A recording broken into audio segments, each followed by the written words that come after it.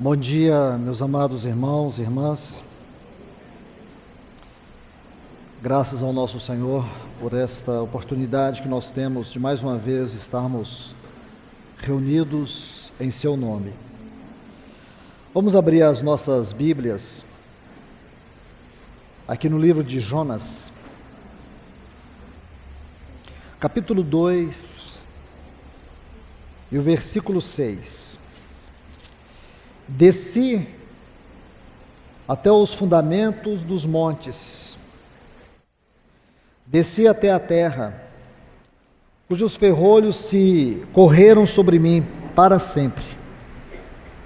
Contudo, fizeste subir da sepultura a minha vida. Vamos orar. Amado Deus, querido Pai, mais uma vez nós nos encontramos aqui debaixo do Teu santo nome.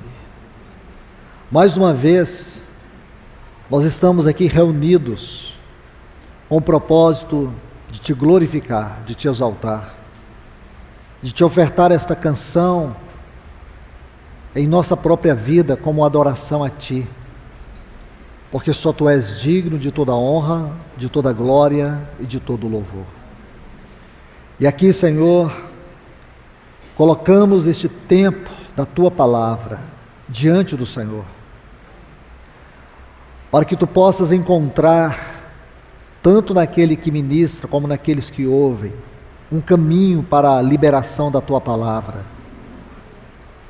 Nós te pedimos em nome de Jesus, encarecidamente, ajuda-nos, Senhor, a receber a Tua palavra. Aquieta o nosso coração na Tua presença. Que Tu venha, Senhor, falar de maneira tão clara a nós, tocando aquelas áreas onde nós carecemos de restauração, de cura, de libertação. Aquelas áreas onde nós necessitamos de um toque especial, para que o nosso caráter seja transformado, para que a nossa vida venha verdadeiramente se conformar à Tua vida. Nos ajuda nesta manhã, te pedimos, no nome do Teu Filho. Amém. Graças ao Senhor, nós chegamos aqui neste último encargo, no que concerne a responsabilidade daquilo que me foi confiado. E nós vamos meditar sobre a vida de Jonas. Já tivemos estudando sobre a vida de Paulo, o poder que se aperfeiçoa na fraqueza, a graça sobre a fraqueza.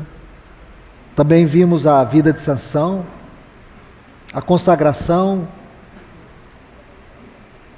como a fonte do poder espiritual para prevalecer sobre a carnalidade, o mundanismo. E aqui na experiência de Jonas, nós vamos estudar sobre o poder da vida em ressurreição. Em contrapartida, nós vamos encontrar um homem com profundas debilidades, fraquezas. A história de Jonas é uma história muito especial. Se você tem a oportunidade de meditar na palavra de Deus sobre a vida de Jonas, você vai descobrir muitas questões que estão intimamente ligadas a nós. O que torna o livro de Jonas, de maneira particular, interessante, no sentido que este livro vai revelar para nós não um super profeta, não um grande profeta, não um homem extraordinário, mas a singularidade da história de Jonas é que Jonas é alguém como nós. Jonas é alguém como eu e você. Se você estuda este livro, o livro do profeta Jonas, nestes 4 capítulos, você não vai estudar profecias, porque o objetivo do Espírito Santo em nos dar este livro não era falar de profecias ou trazer-nos profecias. Aqui nós vemos o tratamento de Deus como profeta.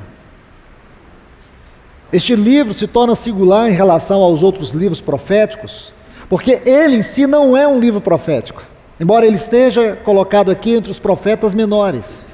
Mas você não encontra profecia aqui no livro de Jonas. Você encontra o profeta. E o objetivo do Espírito é mostrar os tratamentos de Deus com o seu profeta. E dentro dessas particularidades, nós podemos enxergar a nós mesmos. Aqui você vai ver um homem com uma vida cheia de debilidades, que mostra a nós mesmos, nosso próprio retrato. Jonas é o retrato de cada um de nós, nas nossas fraquezas, nas nossas debilidades, as dificuldades que nós temos de entender os caminhos elevados de Deus, de não compreendermos alguns porquês que surgem na nossa vida. Então, dentro deste contexto é que nós vamos olhar a nossa vida hoje, em mais uma oportunidade, vendo um profeta como nós. Ele não é apresentado como um herói que faz coisas extraordinárias, um homem de uma espiritualidade elevada. Você não vai encontrar isso na vida de Jonas. Ele não demonstra, você não vai encontrar substâncias textuais que descrevem a espiritualidade elevada deste homem.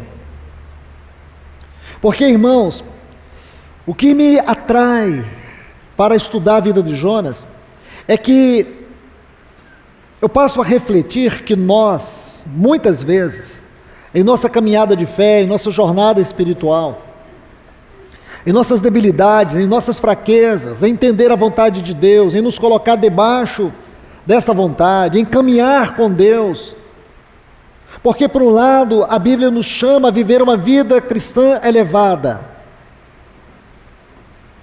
Por outro lado, nós temos as nossas debilidades, nós temos as nossas lutas pessoais, nós temos muitos cárceres em nossa mente que tentam nos aprisionar, nos limitar.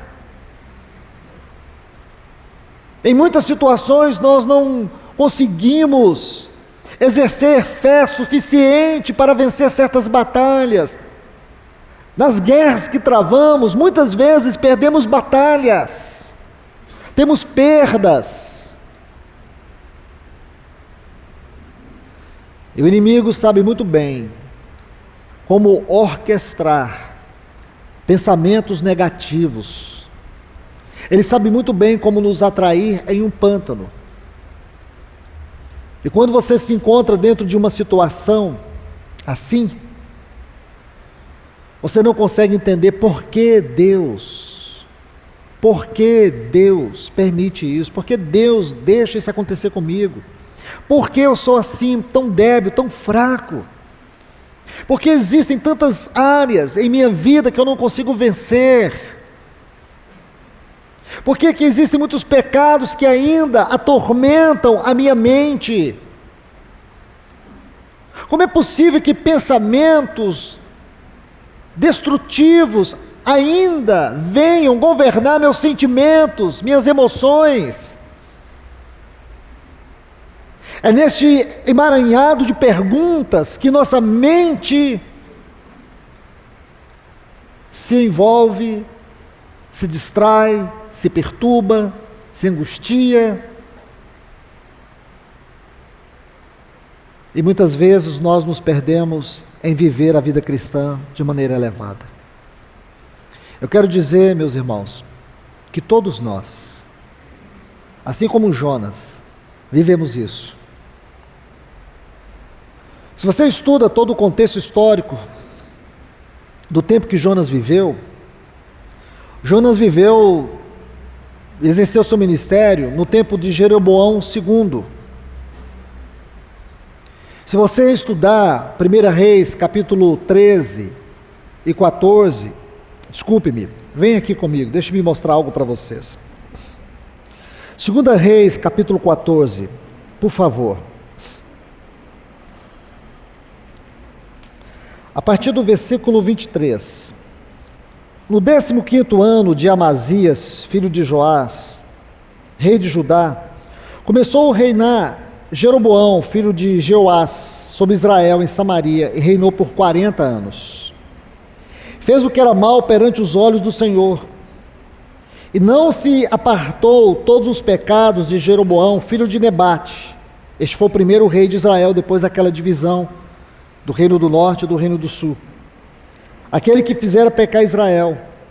Ele restaurou os limites de Israel, desde a entrada de Ramate até o mar de Arabe, conforme a palavra do Senhor Deus de Israel, que ele falara por seu servo Jonas, filho de Amitai, o profeta, que era de Gat-Hefer. Versículo 26 ainda. Porque o Senhor viu a aflição muito amarga de Israel, que não havia servo nem livre, nem quem ajudasse Israel, e o Senhor não havia determinado varrer o nome de Israel de sobre o céu. Portanto, salvou pela mão de Jeroboão, filho de Jeoás. Os demais feitos de Jeroboão e tudo que fez, e sua valentia e todas as guerras que fez, como restituiu Damasco e Emate ao domínio de Israel, que pertencia a Judá, estão todos escritos no livro de crônicas do rei de Israel. Então aqui está um pequeno resumo da vida de Jonas. Ele viveu nesse tempo. Ele foi um profeta, assim como Elias e Eliseu, do reino do norte. Eu creio que você sabe muito bem que Israel se dividiu em 2 reinos, norte e sul. Norte ficaram 10 tribos, e o sul 2 tribos, Judá e Benjamim.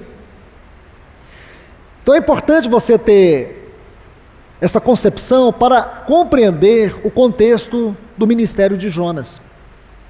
Mesmo que nós vemos aqui uma aparente vitória, você tem que entender que a Síria, ela veio no ano 722 e varreu Israel do mapa. Israel foi levado para o cativeiro da Assíria no ano 722. E você vai estudar e vai perceber que Jonas, ele foi um dos últimos profetas que Deus usou para falar à nação de Israel. Nós não temos escritos proféticos sobre Jonas, ou que ele profetizou, mas nós temos aqui seus feitos. Quando você estuda sobre Jonas, você vai ver que na sua vida, no seu ministério, ele experimentou 3 grandes avivamentos. Este aqui foi um deles.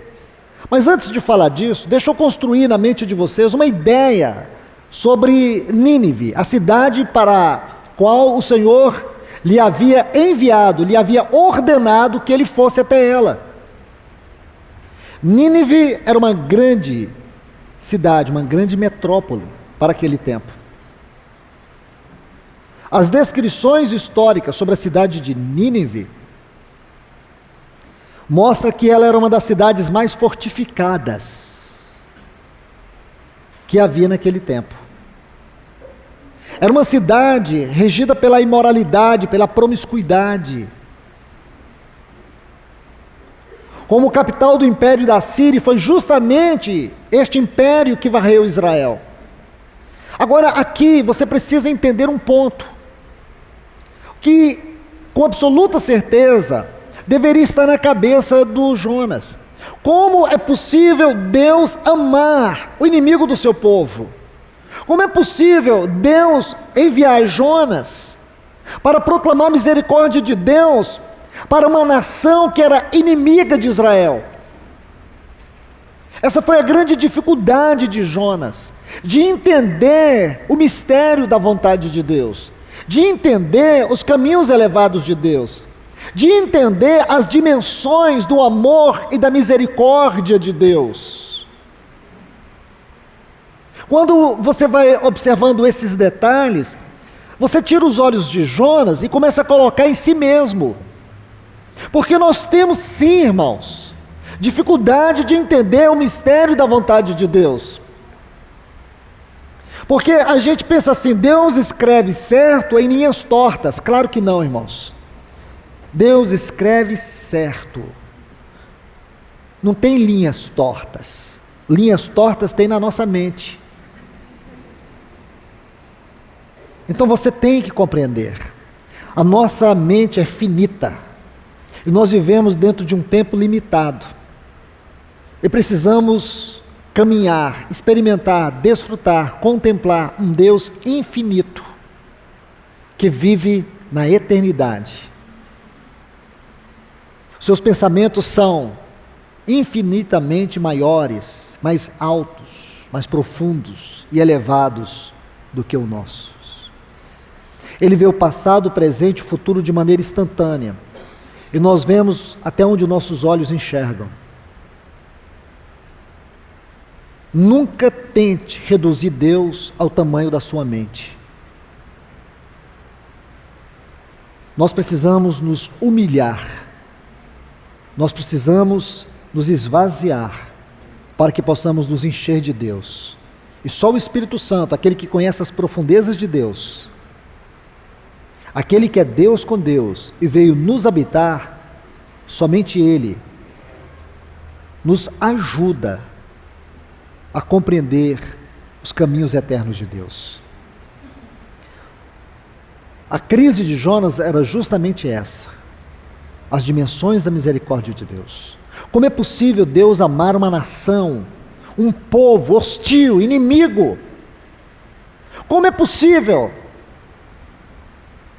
Deus exercer uma palavra de misericórdia a uma nação tão ímpia?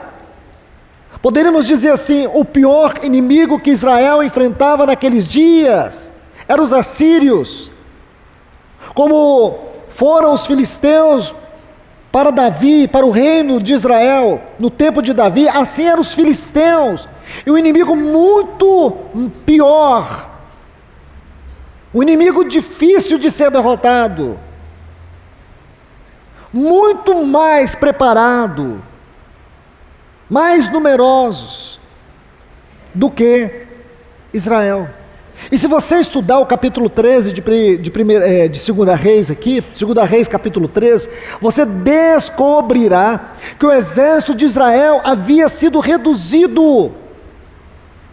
Era um pequeno exército, talvez naquele tempo fosse o menor exército que existisse naquele período da história. Nunca na história de Israel, o exército do povo de Deus, ou daquela nação que foi separada para ser o testemunho de Deus na terra, que agora era dividida, era o reino do norte, nunca eles chegaram ao ponto de ter um exército tão reduzido, tão poucas armas. Então, como Jonas poderia entender a misericórdia de Deus? Bom, então assim era Nínive. Um outro ponto que vocês também precisam entender é que esta geração adúltera, má, lá em Mateus capítulo 12, o nosso Senhor faz uma correspondência do tempo de Jonas com aquele tempo que ele estava vivendo. Quando ele diz assim, esta geração adúltera e má me pede um sinal. Nenhum sinal será dado a não ser o sinal do profeta Jonas. E aqui nós vemos o nosso Senhor dar testemunho do ministério de Jonas. E como nós sabemos que as verdades mais profundas da Bíblia consistem naquilo que o nosso Senhor Jesus falou, ensinou e viveu, nós temos que nos debruçar sobre esse episódio do capítulo 12 de Mateus e saber que não são simples palavras, mas aqui nós podemos perceber que a geração de Jonas era uma geração apostata. Israel estava vivendo uma realidade sombria, uma apostasia sem precedentes na história. Eles estavam caminhando para a destruição final. Deus ainda não havia varrido o nome de Israel da face da terra. É importante você saber que isso está registrado exatamente porque havia em Israel um profeta chamado Jonas. Ele era uma luz naquelas trevas. Ainda havia luz em Israel. E essa luz era aquela pequena pomba, porque este é o significado do nome Jonas. Estava ali. A pomba tipifica simplicidade. Mas, vamos ver um pouco sobre os avivamentos no ministério de Jonas. O primeiro é este que eu citei aqui em 2 Reis, capítulo 14. No reinado de Jeroboão II, que reinou Israel por 40 anos, foi um tempo de trevas espirituais. Os textos aí, para vocês anotarem, eu não vou ler, são os versículos 25 e 26, quando diz que Deus restabeleceu os limites de Israel, porque esses limites haviam sido tomados. Mas o texto que eu quero mostrar para vocês está aqui no capítulo 13, o versículo 7. Este sim, eu preciso citar, porque Israel estava extremamente debilitado. Aí em 2 Reis, capítulo 13, versículo 7, diz assim, aqui é o tempo de Jeoacás, porque não restou do povo a Jeoacás, senão 50 cavaleiros, 10 carros e 10.000 homens a pé, pois o rei da Síria destruiu e os pôs como pó para pisar. Esse texto é significativo e eu estou aqui evitando aprofundar no contexto, na história, mas o que eu quero te dizer, que possivelmente Jonas tenha nascido aqui, nesse período, no tempo de Jeoacás, talvez ele tenha crescido aqui. Mas escute o que eu quero te dizer. Meus amados irmãos e irmãs, esse aqui é o exército de Israel, porque a Síria havia pisado, havia assolado, sobrou apenas isso, 10.000 homens a pé. Está vendo aqui? 50 cavaleiros e 10 carros, este era o exército de Israel. Sabe o que esse exército representava em termos de segurança? Nada. A Síria havia reduzido ao pó o exército de Israel. Então Jonas, ele está crescendo aqui. Ele cresce nesse opróbrio. No tempo de Jeroboão, ele se torna um profeta.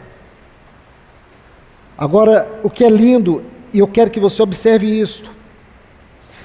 Versículo 25, diz que quando Deus estabeleceu os limites de Israel, diz que ele fez isso segundo a palavra do Senhor Deus de Israel, o qual ele falara por intermédio do seu servo Jonas.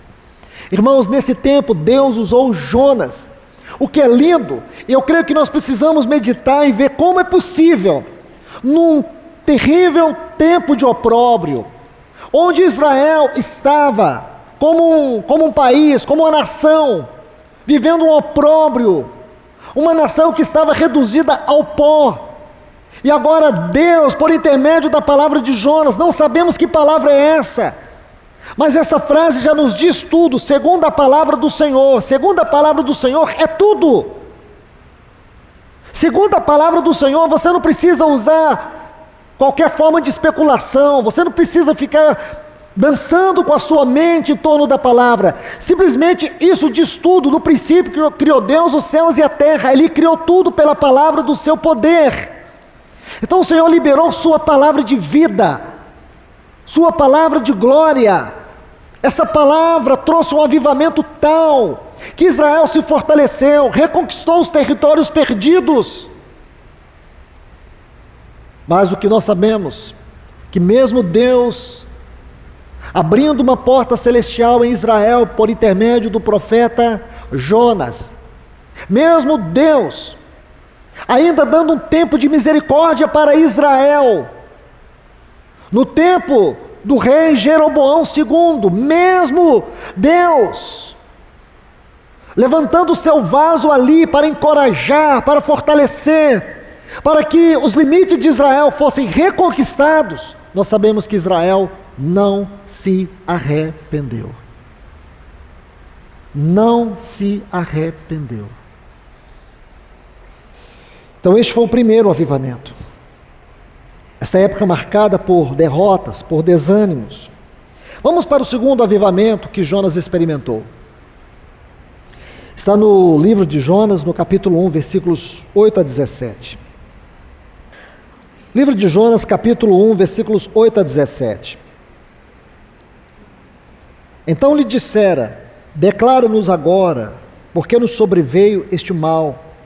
Que ofício tens? De onde vens? Qual é a tua terra? E de que povo és tu? E ele respondeu: sou hebreu. E temo ao Senhor Deus do céu, que fez o céu e a terra. Então aqueles homens temeram sobremaneira e lhe disseram: por que fizestes isto? Porque eles sabiam que fugia da presença do Senhor, pois lhes declarara isso.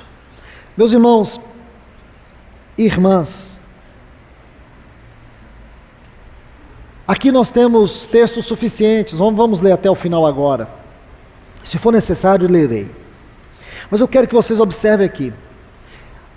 Esses textos descrevem aquele momento que João havia descido para o porão, fugindo da presença do Senhor. E aí nós sabemos que veio uma grande tormenta sobre aquele navio. Esse navio, é importante vocês saberem isso também. Ele estava indo para a Espanha.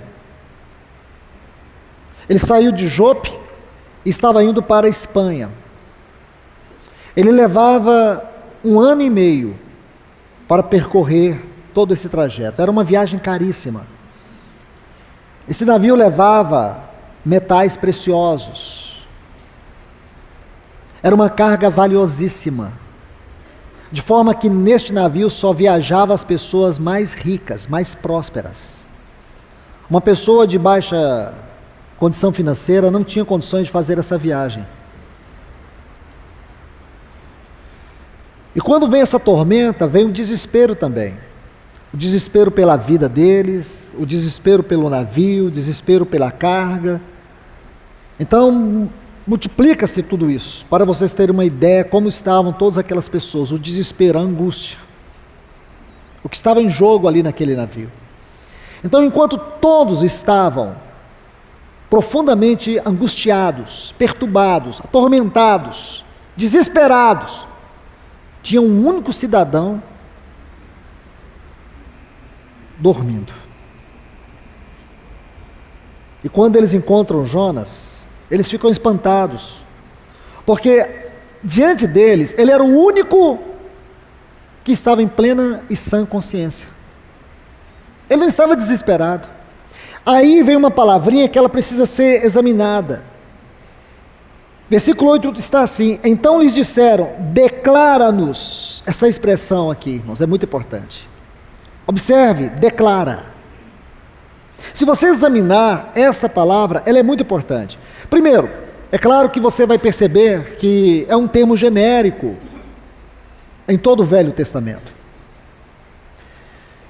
Mas se você estudar a raiz dessa palavra, ela tem um sentido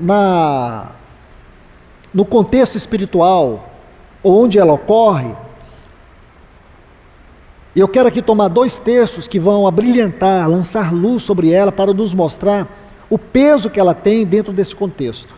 Como, por exemplo, se você quiser anotar, Deuteronômio 4:13, está assim: então vos anunciou a sua aliança. Anunciou, essa palavra, anunciou. O outro texto, também Deuteronômio, capítulo 5, e o versículo 5, diz assim: nesse tempo eu estava em pé entre o Senhor e vós, para vos notificar a sua palavra.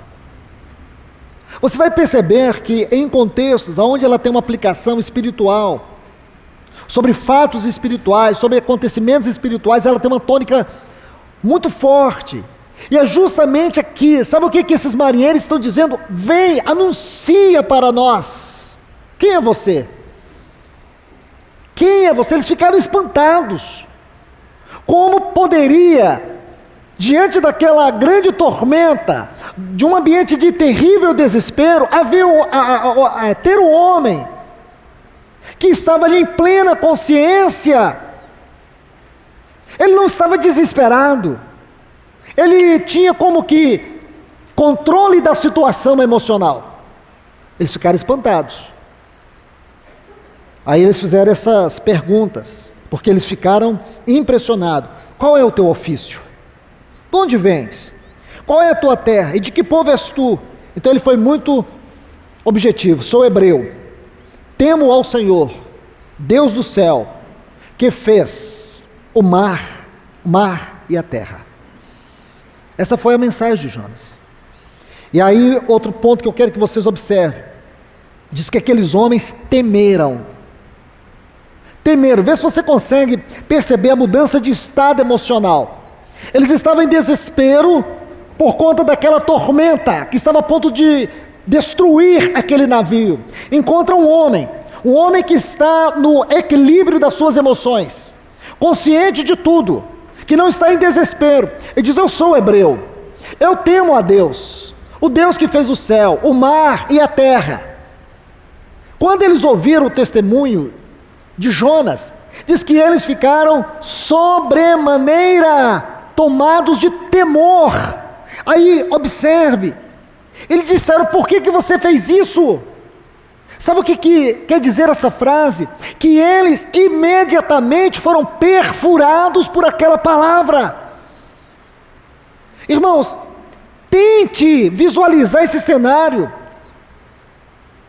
É momento de desespero, não é momento de ficar fazendo pergunta. Porém, irmãos, a palavra de Deus na boca de Jonas foi algo tão perfurante que aqueles homens ficaram paralisados. Eles não tinham outra saída, tinha aquele homem. E aí diz o seguinte: por que fizeste isto? Porque sabiam eles que fugiam da presença de Deus. Irmãos, deixa eu colocar uma nota aqui muito importante para todos nós. Observe isso. Todas as vezes que nós fugimos da presença de Deus, nós somos uma maldição para as pessoas. Todas as vezes que você foge da vontade de Deus, da presença de Deus, você não se torna uma bênção, e sim uma maldição. As pessoas ao seu lado começam a sofrer. As coisas vão perdendo o controle. É importante você se arrepender. É importante você se arrepender. Porque nós não temos o direito de fugir da presença de Deus. Jonas estava fugindo da presença de Deus. Como pode aquele profeta que Deus usou tão poderosamente? Por causa dele, Deus não varreu Israel, ainda não havia varrido Israel da história. Aquele homem que encorajou aquele exército fracassado. Como pode, irmãos, fugir da presença de Deus? É claro, irmãos, que nós podemos permear a superfície, apenas isto, da crise emocional e espiritual de Jonas. Porque nós também temos as nossas. Quantas vezes fugimos da presença do Senhor? Quantas vezes não temos coragem de dizer não, mas a nossa atitude é um grande não diante de Deus? Preferimos satisfazer a nossa carne, preferimos satisfazer os nossos deleites. Eu te falo, você nunca será um homem plenamente realizado em sua vida espiritual se continuar fugindo da presença de Deus. E aí você vai ver o que acontece nesse navio. Esses homens, eles ouvem Jonas dizer assim: eu sei que tudo isso que está acontecendo é por minha causa. É por minha causa. Tudo que está acontecendo aqui, eu sou o culpado. Aí, se você segue lendo a partir do versículo 13 até o versículo 16, você vai ver que esses homens clamaram ao Senhor. Eles fazem uma oração linda. uma oração de pessoas que verdadeiramente estão rendidas. Você sabe o que aconteceu, irmãos? Quando Jonas é lançado ao mar, ele deixou aquele navio inteiro clamando ao Senhor. Consegue entender isso, irmãos? Na fraqueza dele, no reconhecimento da sua indignidade, que a única coisa que ele merecia era morrer, ele deixou aquele navio clamando ao Senhor. Veja o versículo 14. Então clamaram ao Senhor e disseram: rogamos-te agora. Essa frase no hebraico, ela tem uma conotação forte, é de um clamor profundo, é de gritos. Rogamos-te ao Senhor e disseram: rogamos-te agora, que não pereçamos nós por causa da vida deste homem, nem ponha sobre nós o sangue inocente, porque tu, Senhor, tem feito conforme o teu beneplácito. Sabe o que eles querem dizer aqui, irmãos? A tradução dessa palavra beneplácito: o prazer que tem em ti mesmo. Irmãos, como esses pecadores aqui, de repente passaram a ter uma grande revelação de Deus. Eu creio que tudo isso nos permite ver que Jonas teve algum tempo sim ali, ministrando a eles, como se fosse a sua última palavra, porque ele sabia que depois ele teria que ser jogado ao mar. Então, já que vou morrer mesmo, vocês vão ter que me escutar. É o que eu penso, irmãos, porque eu não posso admitir que esses homens passaram a rogar a Deus com tanta força, sem que primeiro a palavra de Deus tivesse penetrado em seus corações. Bom, aí o versículo 17 diz assim: mas o Senhor preparara. Me perdoe. Versículo 16 é importante. Diz assim: temeram aqueles homens. Aqueles homens são os marinheiros, aquelas pessoas que estavam ali, a tripulação e todas as demais pessoas, com grande temor, e ofereceram sacrifícios ao Senhor e fizeram votos. Sabe onde está acontecendo isso aqui, irmãos? No navio. Um grande avivamento naquele navio. Não é interessante, irmãos? Esse é Jonas, o profeta das causas impossíveis. Você pensa como tem essas histórias relacionadas com este homem tão fraco, este homem tão pequeno do ponto de vista espiritual. Você não vê alguém extraordinário, você está vendo aqui um homem que está acovardando no seu chamado. Este homem que nasceu e cresceu num tempo de apostasia, a única coisa que ele conhecia era apostasia, mas ele amava o Senhor, com toda a sua fraqueza ele amava o Senhor, com todas as suas debilidades ele amava o Senhor.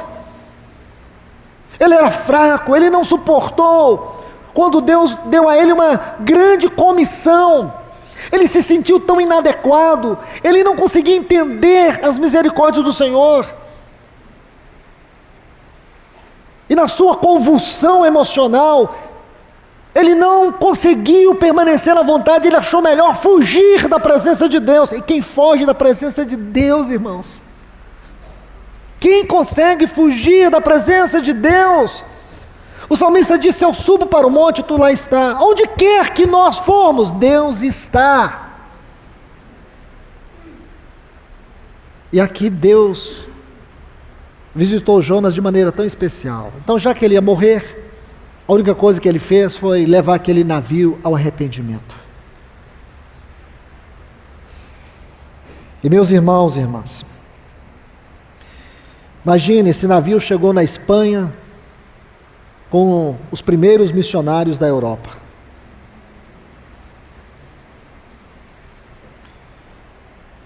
Amados irmãos e irmãs, aí diz no versículo 17 que o Senhor preparou um grande peixe. Essa é uma outra grande discussão que tem. Que peixe é esse? É uma baleia. Irmãos, esquece. Se alguém pensa que eu encontrei o peixe, não encontrei. Em Gênesis 1, 21 diz que Deus criou grandes animais marinhos. Pronto, ele criou um exatamente para engolir o Jonas. E não seria para mim nenhuma estranheza se Jonas tivesse engolido o grande peixe. Para mim, se a Bíblia diz, está dito. Então não temos que ficar... Coisas maiores do que estas, nosso Deus já havia feito na terra. Isso aqui é um milagre muito pequeno. Para Deus, muito pequeno. Então a gente tende a perverter ou desacreditar na inspiração deste livro. Que realmente isso aconteceu. Nosso Senhor dá testemunho disso. Jonas passou 3 dias e 3 noites no ventre de um grande peixe. Se o nosso Senhor disse, irmãos, se essa história está aqui, não interessa. Você pode questionar o que você quiser, porque tudo que nós falarmos contra isso não é nada. Imagina a Bíblia falar dos milagres de Deus, cada um mais extraordinário do que o outro, seu dedo, seu poder, governando, controlando. Ele criou todas as coisas e mantém todas as coisas sustentadas pela palavra do seu poder. Ele mantém esse universo com a medida dos gases. Cada um tem a sua porcentagem simétrica. Nenhum dos gases que compõem o universo ou a vida na Terra pode ultrapassar em termos de porcentagem ou aumentar. Não, Deus colocou a medida exata dos gases que nós respiramos. Você sabe por quê, irmãos? Porque Ele é Deus, Ele faz coisas, Ele faz um milagre todo dia, a todo tempo e a toda hora. Cada momento que você respirar, você pode ter certeza, você está respirando, um milagre está acontecendo na sua vida agora. Se você pisca aí, o seu coração, já imaginou quantas vezes que ele vai bombeando sangue? Nós somos um milagre, se você olhar para a vida, é um milagre. Quem fez esse milagre? Há uma ameba que foi evoluindo. Ó, irmãos, para crer nisso, você tem que ter uma fé muito maior do que crer em Deus. Então não fique perturbado com esse grande peixe aqui, não. Ele engoliu Jonas. Foi Deus que mandou ele. Deus ordenou ele.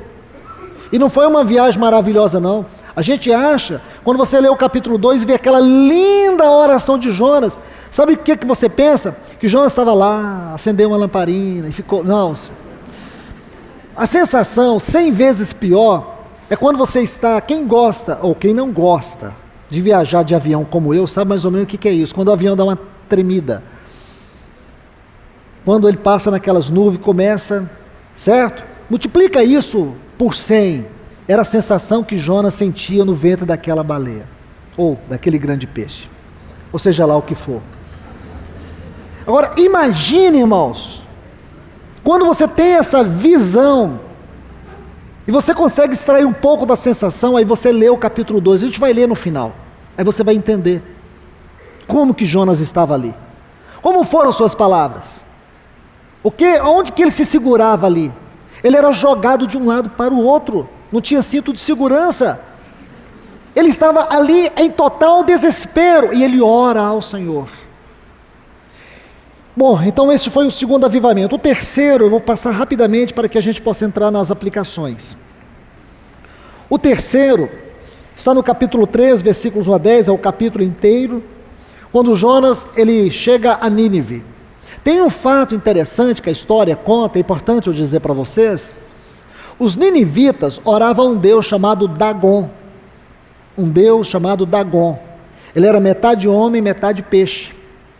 E os ninivitas acreditavam que fora Dagon que enviava de vez em quando mensagens para eles do mar. Então eles iam para a beira do mar para cultuar Dagon, que era o Deus que eles criam. Então eles acreditavam que de tempo em tempo Dagon mandava uma mensagem para eles. Agora você consegue entender o que foi que Deus fez? Agora eles veem um profeta que saiu da água.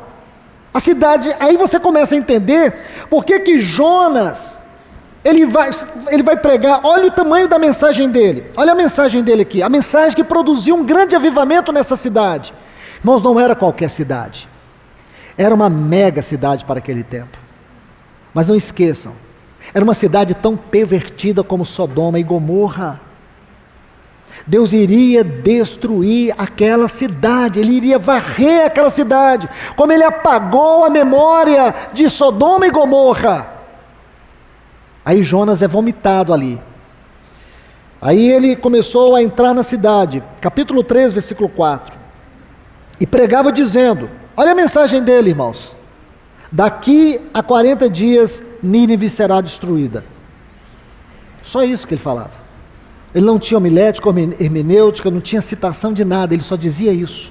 Daqui a 40 dias essa cidade vai ser destruída. E a Bíblia diz que ele fazia isso andando pela cidade. E sabe o que aconteceu, irmãos? A cidade inteira se arrependeu.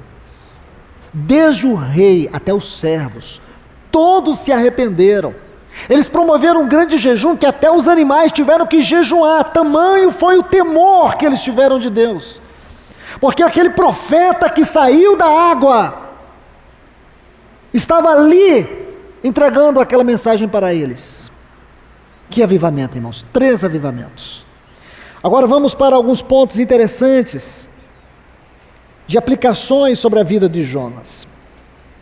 Você vai ver que além dos avivamentos, teve um outro acontecimento, ou acontecimentos que marcaram a vida deste profeta. Você vai ver que a vida de Jonas era uma vida marcada por descidas. Ele sempre está descendo. Se você olhar a vida do Jonas, ele sempre está descendo. Vamos ver os textos. A palavra descida que nós vamos encontrar aqui nos textos que leremos, significa marchar para baixo, afundar, ser derrubado. Irmãos e irmãs, por isso nós meditarmos na profundidade dessas palavras, são tão significativos para nós, são pontos significativos para nós.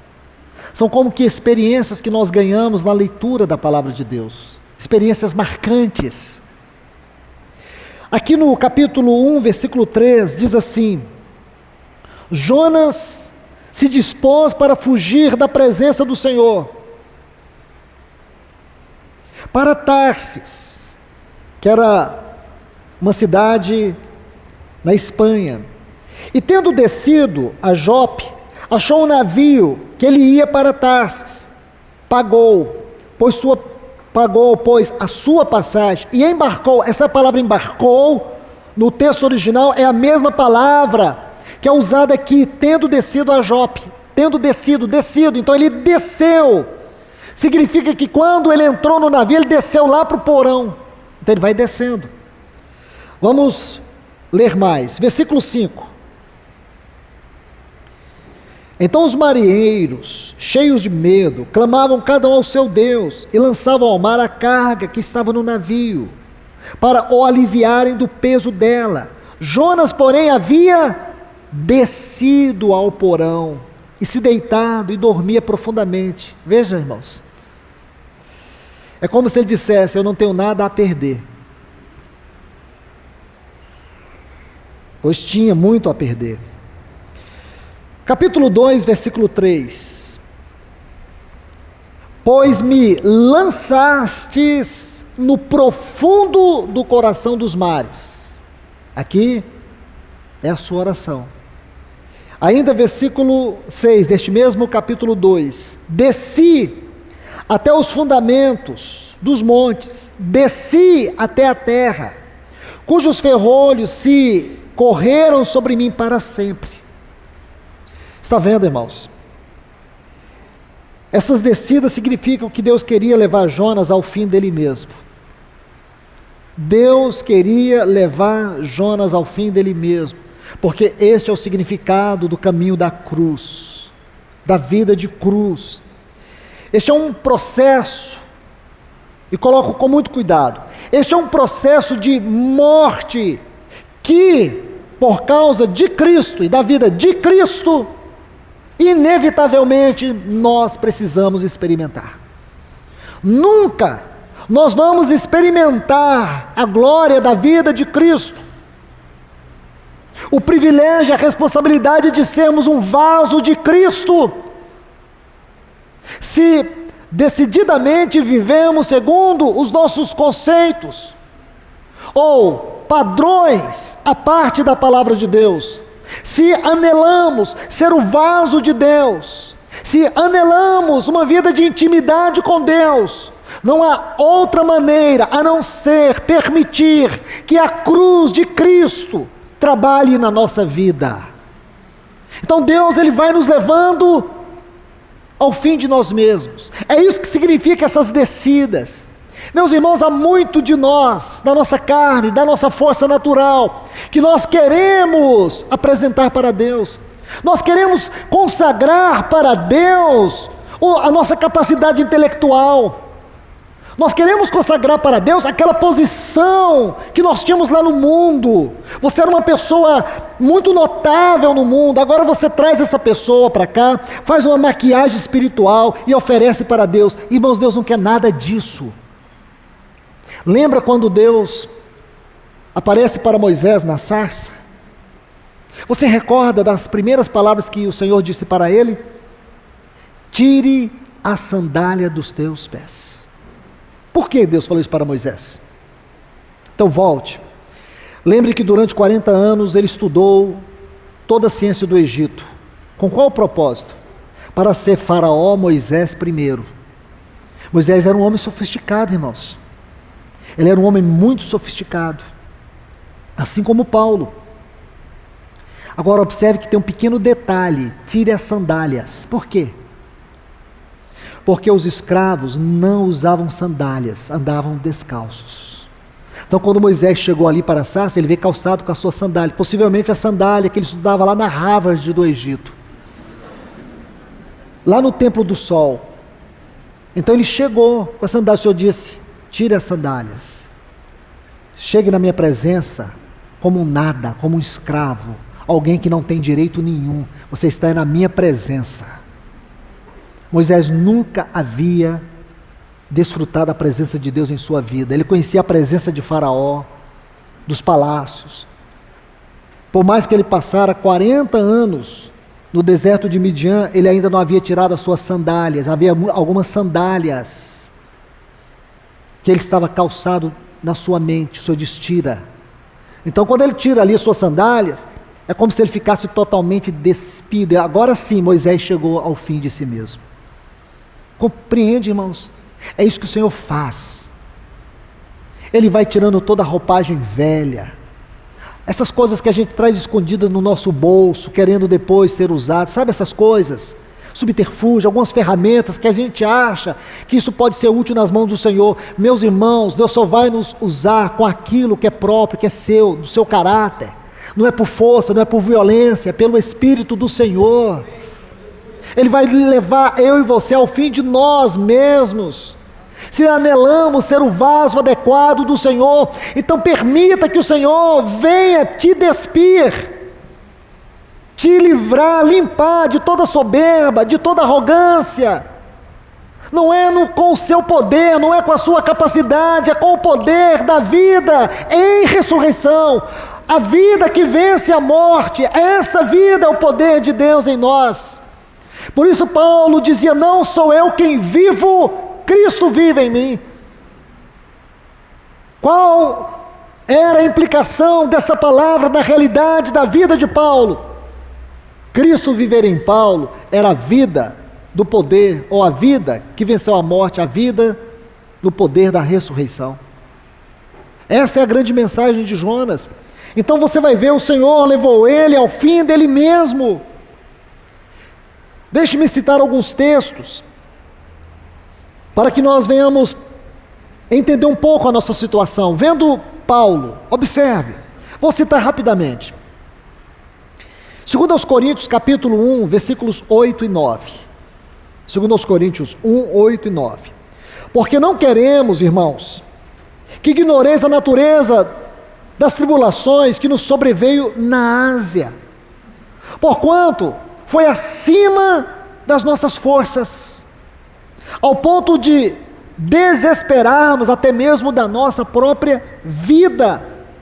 Contudo, em nós mesmos tivemos a sentença de morte, para que não confiemos em nós mesmos. Sabe por que Deus leva você a muitas provas, lutas, tribulações? Lembra de Elias, em 1 Reis capítulo 19, que ele queria morrer. Então quer dizer que existem tribulações que você tem o desejo de morrer. Você sabe por que muitas vezes você quer morrer? É porque você está querendo fugir daquilo que Deus deseja para você. Você acha que a morte vai te aliviar a consciência, vai te aliviar do tormento. Meus irmãos e irmãs, esse é o cúmulo do pináculo da loucura espiritual, se é que eu posso dizer isso. Não adianta fugir. Existem momentos, sim, de lutas e tribulações, que o nosso desejo é morte. Mas isso é uma sentença que o Senhor coloca na nossa vida. Sabe para quê? Para nos livrar de perdermos o seu reino, a sua face. Este é um meio de transformação de caráter. Sofrimento é transformação de caráter. Quando nós estamos sofrendo debaixo das mãos de Deus, você pode angustiar, desesperar, mas Ele não está te destruindo. Ele está levando você ao fim de você mesmo, para que você não venha ter confiança própria. É isso que Ele está fazendo. Vamos a um outro texto, 2 Coríntios, capítulo 4, versículo 11. Paulo diz assim: porque nós que vivemos, sempre somos entregues à morte. E que morte é essa aqui, irmãos?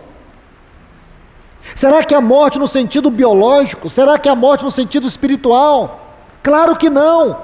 Ele está falando de morte aqui, do trabalho da cruz, de sermos levados ao fim de nós mesmos. Ele diz assim: entregues à morte por causa de Jesus, por causa da vida dele. Você se lembra que eu disse ontem, 3 causas por que sofremos: pecados, arrependimento; ego, quebrantamento; por causa de Jesus, maturidade, crescimento. E é justamente esse ponto que ele está dizendo aqui. Somos entregues à morte por causa de Jesus. Agora, observe a sequência do texto. Para que também a vida de Cristo se manifeste em nossa carne mortal. Como nós podemos entender esse texto? Sabe por que o Senhor te leva a muitos sofrimentos? Sabe por que você experimenta esse trabalho duro, profundo, que te angustia, que te esmaga? Sabe por que você está passando por tudo isso? Se é por causa de Cristo, entenda. Se você, na luz do Senhor, você diz: Senhor, sonda-me, como está no Salmo 139, sonda-me, ó Deus. Conhece o meu pensar, meu coração, minhas emoções, minha mente, minha consciência. Vê se há dentro de mim caminhos maus, e guia-me pelos teus caminhos, caminhos eternos. Se você, na luz do Senhor, você se coloca diante desta luz e o seu sonda, e você diz: não é uma questão de pecado, não é uma questão de ego, porque nós não andamos às escuras, irmãos. Nenhum cristão que persegue, que ama o Senhor, que persegue a maturidade, ele anda às escuras. Na vida cristã, nós não fomos chamados para andarmos a ermo. Nós temos uma direção, nós temos um farol, nós temos uma luz. A palavra de Deus é luz para nós. Ela é uma luz no nosso caminho. Só está em trevas um cristão apostata. Um cristão apostata, indiferente. Então escute o que eu estou te dizendo: você não está em trevas, você está na luz. Então você saberá sim por que está sofrendo. O Espírito Santo, ele não nos abandona, ele é o nosso advogado, o nosso paracleto, o nosso ajudador, o nosso fortalecedor, o nosso amigo fiel, sustentador, o intercessor. Ele não nos abandona, Então você saberá sim, e você vai ver que sofre por causa de Cristo. Está doendo, você está até em desespero, mas saiba que o choro dura uma noite, mas a alegria vem pela manhã. Em algum momento você verá o quanto que de Cristo foi formado nessa triste, dolorida experiência, essa dolorosa experiência. Você verá o quanto que da vida de Cristo está sendo transmitida, mesmo em meio à dor. Você não se tornará uma pessoa amarga, você se tornará uma pessoa quebrantada. Você não se tornará um murmurador, e sim um adorador. Deixe-me colocar outros textos. Filipenses capítulo 3, versículos 8 a 10. Paulo vai dizer assim: sim, deveras, considero tudo como perda por causa da sublimidade do conhecimento de Cristo Jesus. Ele considerou tudo como perda. Se você olhar o contexto desses textos, você vai ver que ele falava da sua posição como um judeu, como um hebreu, da tribo de Benjamim. Cada um desses pontos que ele vai citando, tem um significado importante, irmãos. Porque ele era da tribo de Benjamim, aquela tribo que não se rebelou com as demais, que permaneceu com a linhagem de Davi. Então para ele era muito importante, porque foi uma tribo preservada. Era uma questão de nobreza do ponto de vista do judaísmo. Cada ponto desse, eu não quero destacar aqui, porém, é importante que você veja que nessas palavras, nessas frases, no contexto, existe uma forma de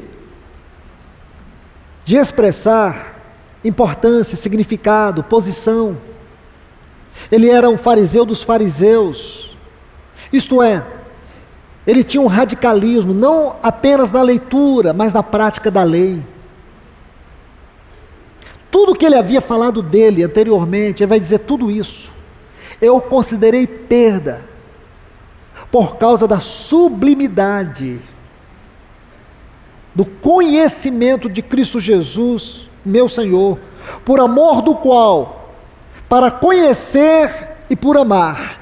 Conhecer e amar. Isso é tão importante, irmãos, porque o conhecimento nos torna soberbo, porém o amor nos edifica. Paulo, ele perdeu tudo por causa da sublimidade do conhecimento, mas se Paulo ficasse só no conhecimento de Cristo, um dia, mais cedo ou mais tarde, ele se tornaria um soberbo. Mas Paulo não queria apenas conhecer a Cristo, mas também amar a Cristo. E por causa deste amor a Cristo, ele perdeu todas as coisas. Ele não perdeu todas as coisas só para conhecê-lo, ele perdeu todas as coisas por amá-lo. Ele queria conhecer, porém amá-lo. Ele diz assim: por amor do qual perdi todas as coisas e as considero lixo do lixo, refúgio. Aí vem um outro ponto. Se você observar, irmãos, didaticamente, o Espírito Santo aqui, na gloriosa inspiração, ele vai nos dar uma escada ascensional. Conhecer, amar e ganhar a Cristo. Primeiro conhecer, mas você não pode ficar no conhecimento. Você não pode se deleitar no conhecimento. O conhecimento de Cristo tem que te levar a uma experiência com Cristo. E na experiência com Cristo, a característica vai ser o amor a Ele. E quando você experimentar, não é o amor de Cristo por você, mas quando você experimentar o seu amor por Cristo, você vai ter uma característica, uma evidência visível. Você vai ver que não existe nada e nem ninguém que ocupe o seu coração. Ele será todo de Cristo. E quando isso acontecer, sabe qual vai ser a consequência? Você vai ganhar a Cristo. E foi isso que aconteceu com Paulo.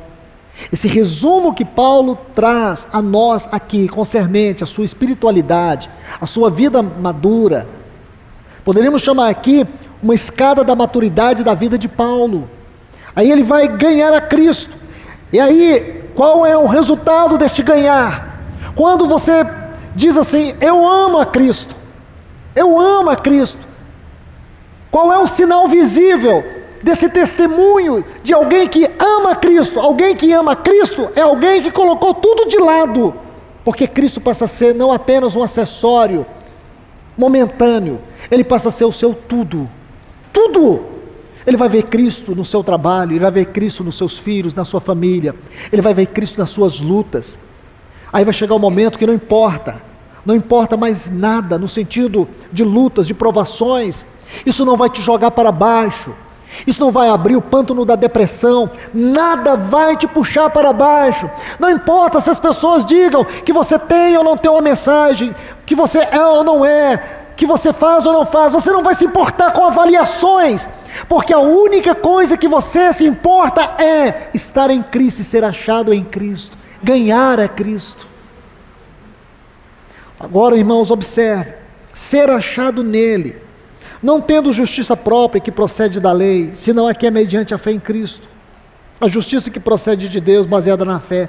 Pequeno parênteses que ele faz aqui, aí ele prossegue, para o conhecer, e o que mais? O poder da sua ressurreição. Irmãos, este é o sinal de Jonas, o poder da ressurreição da vida de Cristo. Você imagina que lá atrás, neste pequeno livro, nessa experiência de um homem, que Deus o levou ao fim dele mesmo. Você pode imaginar esse homem que experimentou 3 avivamentos no seu ministério. Mas existe um sinal, e é esse ponto que Jesus está tocando. Nosso Senhor não está dando ênfase nos avivamentos que Jonas experimentou, porém que naquela triste, angustiante, terrível experiência que ele teve no ventre daquele grande peixe, aquela experiência comunicava o maior acontecimento da história da humanidade. E qual foi este maior acontecimento? A ressurreição do nosso Senhor Jesus. Paulo descreveu isto no capítulo 1, a partir do versículo 19 de Efésios. Paulo estava tão assombrado com a grandeza da revelação que ele teve do poder da ressurreição, ou do poder da vida em ressurreição, que ele vai exagerar na linguagem. Qualquer escritor que vai avaliar o versículo 19 de Efésios capítulo 1 vai dizer que exagero de linguagem. Nenhum escritor moderno vai colocar um tanto de palavras, 6 palavras para falar de uma coisa só. Isso é exagero, isso é tautologia. Irmãos, uma coisa é você escrever com a mente natural, outra coisa é você escrever por inspiração e revelação sobrenatural. Ele vai dizer assim: qual a suprema grandeza do seu poder para conosco os que cremos, segundo a eficácia da força do seu poder. 6 palavras. O qual exerceu em Cristo, ressuscitando dentre os mortos, fazendo assentar acima de todos os céus, de todo principado, potestade, e de todo nome que se possa referir, não só neste século, mas também no vindouro. E para ser o cabeça sobre todas as coisas, olha que tal poder, ele diz: o deu à igreja, a qual é o seu corpo, a plenitude daquele que enche todas as coisas. Nos falta tempo para meditar sobre esses textos, irmãos. Este é o poder. Quando o nosso Senhor Jesus menciona Jonas, e quando você vê este acontecimento de Jonas, você saberá exatamente o que o nosso Senhor estava dizendo. Quando você faz a construção doutrinária deste quadro, deste acontecimento, é lindo demais, irmãos, porque este é um ponto significativo para a nossa vida, irmãos. Experimentar esse poder, quando Paulo diz assim: Cristo é minha vida, não sou eu quem vivo, Cristo vive em mim. Para mim, se eu morrer, tudo bem, mas se eu viver, tudo bem, porque o viver para mim é Cristo. O que é isso, irmãos? O que você lê neste texto, ou nesses textos de Filipenses, é experimentar o poder da ressurreição de Cristo na nossa vida. Experimentar o poder da ressurreição de Cristo na nossa vida é experimentar a realidade do Cristo exaltado dentro de nós. É isso que o Espírito Santo comunica. O Espírito Santo foi derramado, irmãos, para comunicar toda a realidade da vida, daquilo que Cristo é. Este é o poder da vida em ressurreição. É este poder que nós precisamos experimentar. E como podemos experimentar esse poder? Se nós permitirmos Deus nos levar para baixo. Descer, descer, descer, descer, descer. Quando você chegar ao fim de você mesmo, aí vai vir o poder, aquele poder que venceu, que desceu às profundezas do abismo e venceu a morte, venceu Satanás, venceu todos os principados e potestades. Este poder da vida em ressurreição, este poder, ele foi dado a nós, a igreja, a qual é o seu corpo. É isso que eu e você temos que saber, irmãos. Isto é maturidade, isto é crescimento espiritual, este é o caminho, este é o progresso da nossa vida cristã. Não devemos ter uma outra obsessão que não seja esta. Isto é nosso, irmãos. Isso é meu, isso é teu. E nós temos o direito de desfrutar. Porque é muito lindo você olhar para a palavra e ver as declarações de Paulo. Para mim o viver é Cristo. Não sou eu quem vive, Cristo vive em mim. Nós ficamos citando Paulo, mas nós não aplicamos isso à nossa vida. Como se na experiência de Paulo e na nossa experiência fossem duas realidades espirituais diferentes. Sim, em certo sentido sim, ele viveu essa realidade. Só que isso não foi, essas verdades não foram escritas para que nós apenas ficássemos contemplando. Essas verdades foram escritas porque Deus está comunicando que esta é também a sua verdade para conosco. Esta deve ser a realidade que nós temos que viver, porque do contrário, nós viveremos uma vida cristã na superfície. Nós só teremos retórica, nós só teremos chavões de retórica. Dizer, não sou eu quem vive, Cristo vive em mim, isso é chavão de retórica. Não é chavão de retórica, irmãos, é vida espiritual. É vida espiritual. Vida de ressurreição é permitir que a vida de Cristo viva dentro de nós. É isso, irmãos. E aqui eu quero terminar. Me permita terminar aqui.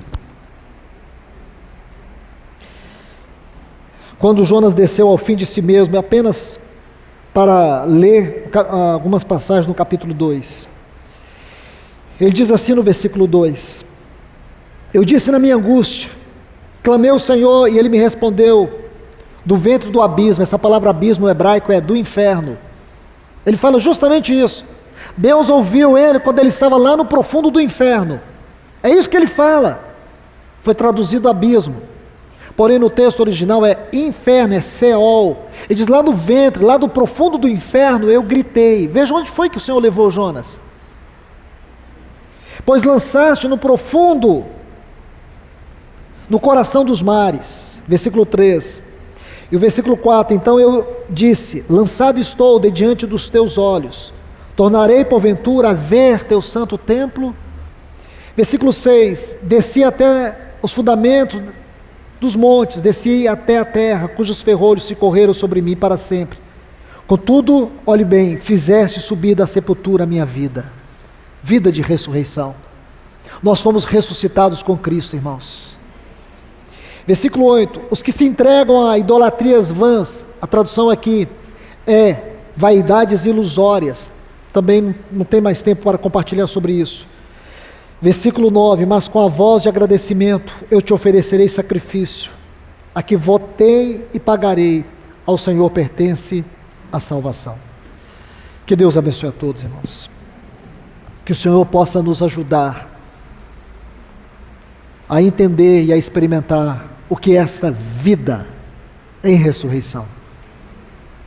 Que isso seja uma espada cortante e penetrante, uma espada inflamada, penetrando dentro do teu coração, a voz de Deus. Que eu creio que só aí nós nunca mais fugiremos da presença do Senhor, quando formos governados inteiramente pelo seu grande poder. Senhor, nós te louvamos e te agradecemos por todo este tempo que nos destes aqui, Senhor. porque sabemos que ainda o Senhor tem muito para falar a nós. E nós estamos aqui prontos para receber a Tua palavra. Nos governe, nos abençoe, traga direção à nossa vida, Senhor. Como nós precisamos experimentar o poder da vida em ressurreição. Senhor, que nós possamos entender essas descidas da nossa vida e saber que é a Tua mão mesmo. Assim como o Senhor preparou aquele grande peixe, o Senhor tem preparado situações grandes e difíceis, mas sabemos que é Tuas mãos que preparou. Não são as pessoas, não são coisas, não são circunstâncias, são as Tuas potentes mãos que está por detrás de todas as coisas. Estas mãos furadas é que têm constituído todas as situações de sofrimentos em nossa vida, com o único propósito que venhamos Te conhecer, ser achado em Ti e experimentar o poder da Tua ressurreição na nossa vida. Nós Te louvamos e Te agradecemos pela Tua palavra. Amém.